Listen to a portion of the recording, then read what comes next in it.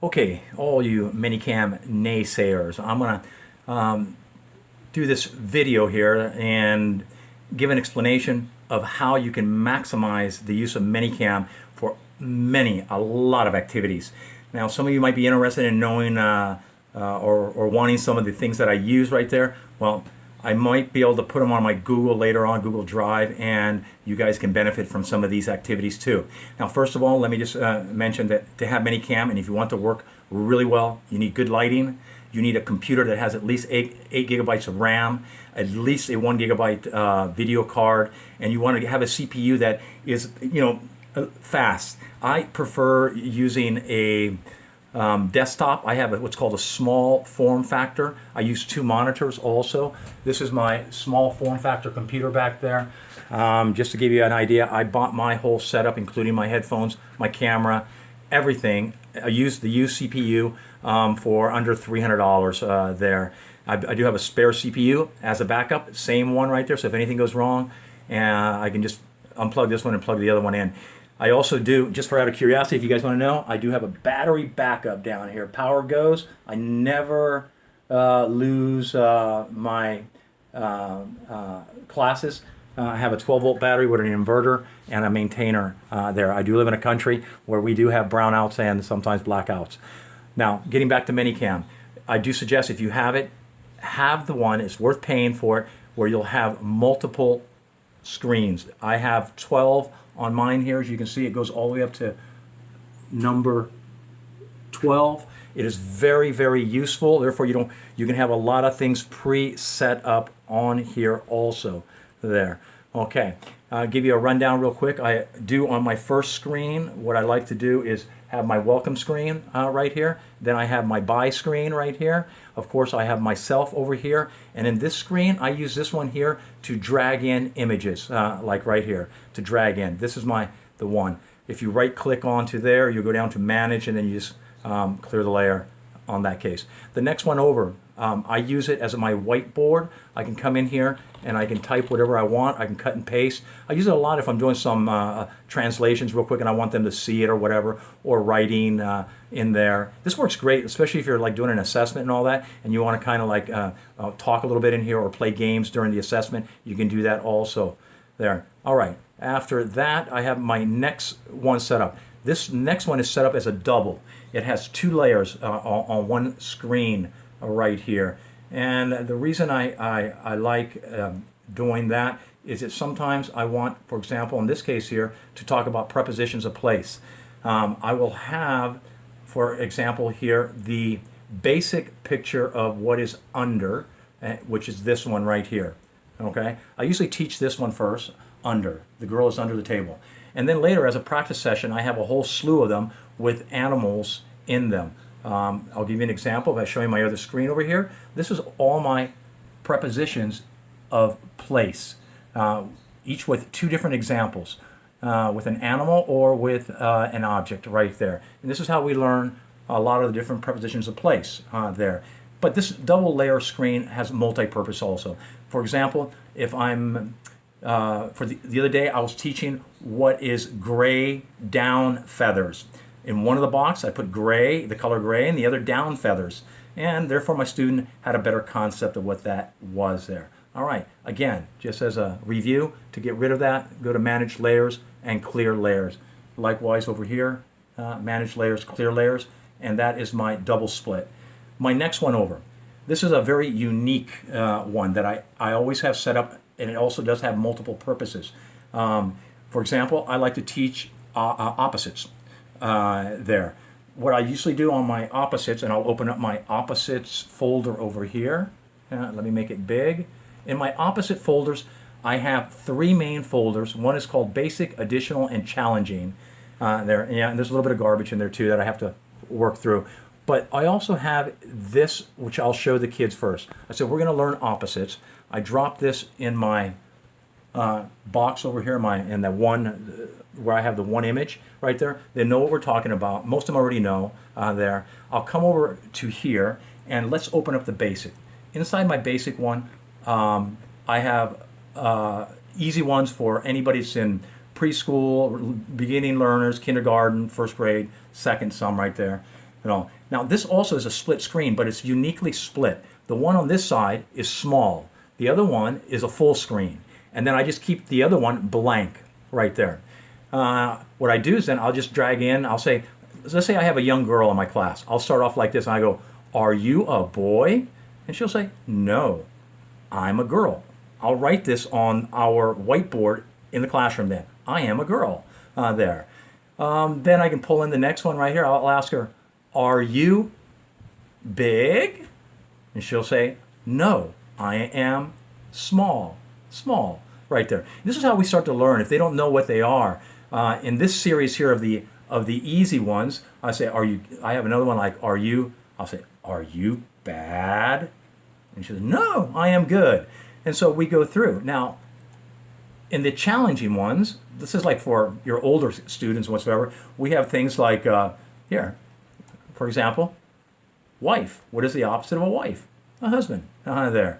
For example, what is the opposite of a patient? A doctor. And there's some really complex ones, like right here. What is the opposite of dawn? Dusk. There. So again, I have, I think it's about 20 some of the difficult ones, the challenging ones. All right. So that is working with that. Now this screen also has another purpose. I teach in this screen how to do this, that, these, and those there. Now this is this, that, these, and those. I will open up my this, that, these, and those folder right here.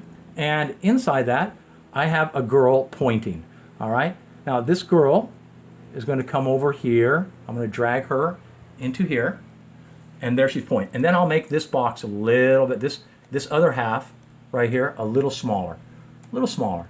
And then I'll start dragging in things for this, that, these, or those. For example, I'll drag in 3 apples here. And they'll have to say those apples. I can move it over to here, and we can say these apples. Then quickly I'll drag in something else, like let's say a mango, this mango, or it could be that mango. You see how I can manipulate this one layer here. And this way we have a great practice for this, that, these, and those.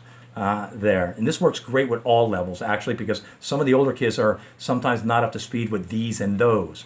So this is another fun one on that same screen that I use to do my opposites there.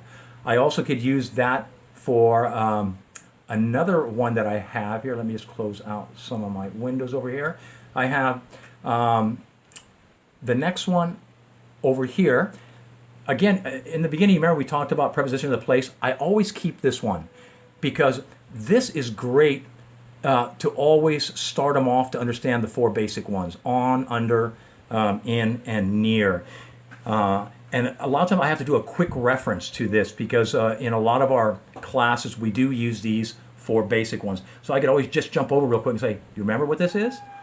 On. And then they'll know right away there. So this does help. All right, going on a little farther, I have some of my grammar classes right now. This is really cool because I have to open up 2 folders over here on my other screen. One of them is my pronouns there, and are nouns and some other things. And the other one, it all depends what I want to use. I have, for example, verbs, action verbs, all kinds of verbs in another folder. So here I can say she can draw. I can then pull in for example, you can draw.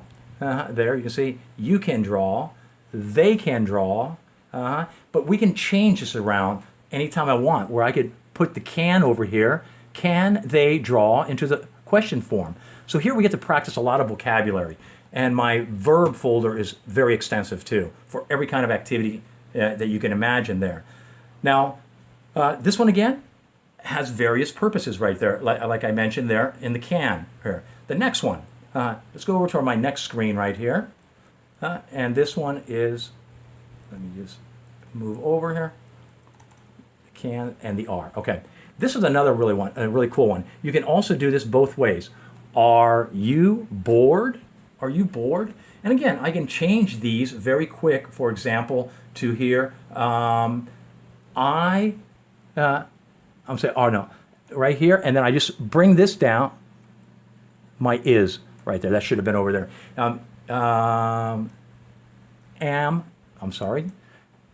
See, I'm holding my phone in one hand instead of making it useful. So am I bored?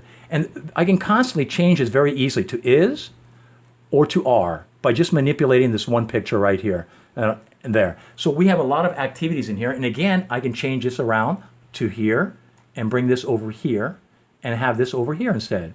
And I can change it to like she, right there. She is bored, or change my picture to whatever I want right there. She is drinking. We could change it to, for example, right here. She is eating there.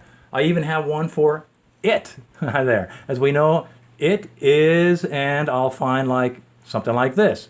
It is eating. So this helps to have a lot of grammar activity. But then we can go beyond that right here. Let me go to the next one right here. Here, this is another one. She can see a computer. Right there.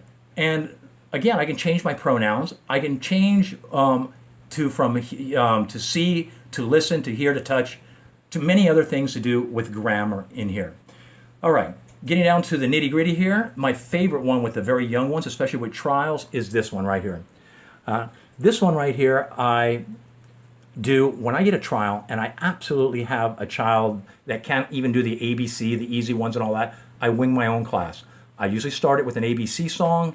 We'll practice 3 letters, A, B, C, the numbers 1, 2, 3, and then 3 colors there. Then I'll bring them over to this screen right here. And in this screen right here, I can manipulate it in so many different ways. I can change this from 1 yellow banana to 1, and then go to the red apple. We can change it to numbers 3 if we want really here, 3. Where's my number 3? Again, I'm doing this holding my camera in one hand and trying to look with the other here. Okay, here we can go to number 3, and we can change it to 3 red apples.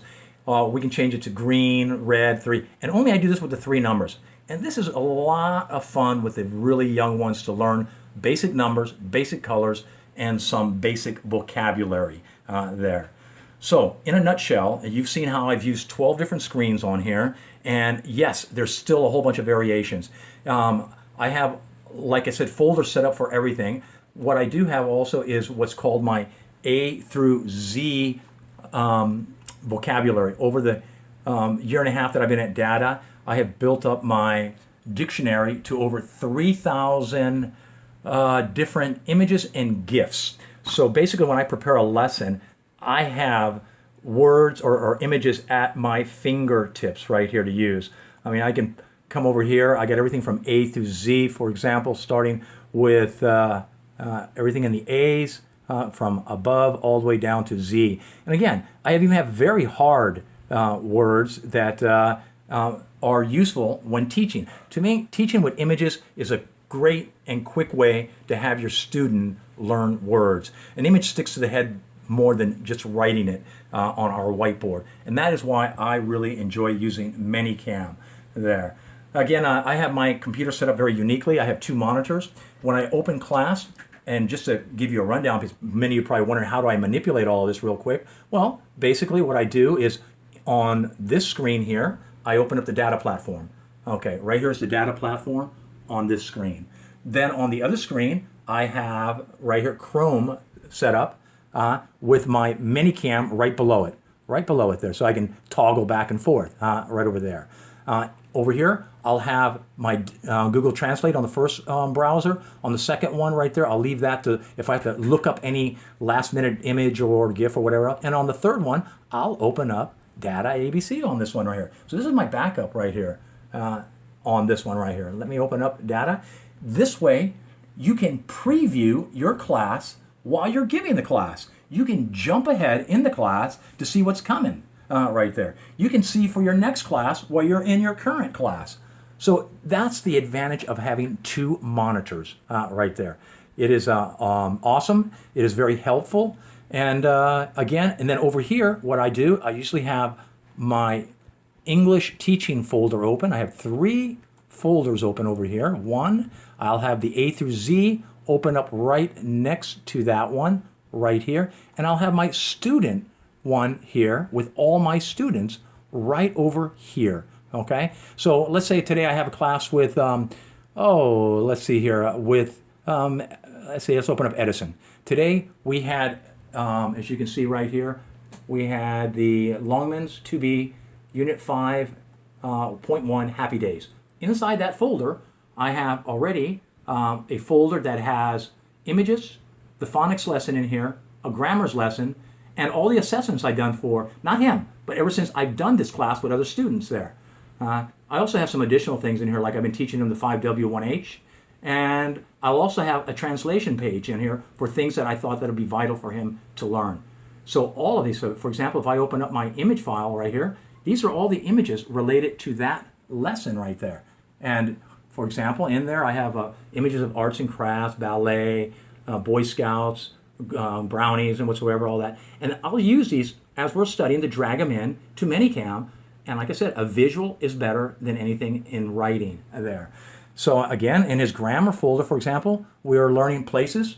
We are learning my, his, her, our, their, possessive adjectives, possessive right there. So I have it at my fingertips, all this additional teaching. But again, without Manycam, it would be useless. So therefore, that is my way of enhancing my classes, having a lot more activities. And just one of my most favorite ones is my games. I have a lot of games, but one of my most favorite one is which one doesn't belong. What I'll do, I'll put this in first, and for example, I will bring in I have about 70 pictures that I made. One of my favorites is this one right here, and it's called Pets right here. I'll bring this in and I'll tell the student, look at the picture, and we'll do this like maybe after a test or for fun. And I'll say, look at the picture and tell me which one doesn't belong. Well, usually the student will come along and the first thing they'll say is the fish. And we'll laugh together and I'll say, no, and I'll exit. And they'll laugh. What? They'll say. And then the next one they'll usually go to and say the bird. No. Eventually, some of my students will get the point that these are pets and this is a farm animal. If not, we have a lot of fun figuring that out at the end right there. But I have about 60 of these that I've done, everything from pets to mammals to long hair versus short hair, fruit, vegetable, whatever. So again, it takes a lot of time and effort to do all this. And this is something that I've done from day one when I started at Data, so I could make my life a little bit easier in the long run. And it has been, because prep time, minimal. Assessments, 80% of the classes that I do are repeats, and I have assessments. Like I mentioned to you, I have prepared a folder for nearly every single class that I have taught. This, for example, is right here, and I'll just scroll down. It starts all the way at the top with American Primary, goes down to LM, LM, LM, LM, LM, LM, Oxford, phonics, reach, Wonderland, Wonders all the way from GK all the way down to G6, all of those. I have approximately right now, 200 plus classes that are done. And like I said, in every folder, there is more information there. For example, if I open up One Hand, inside of One Hand, there's images and assessment right there. All right, I know this is long-winded and boring for some of you, but I think some of you that really want to learn how to use Manycam or want to enhance your Manycam will find this little tutorial video useful.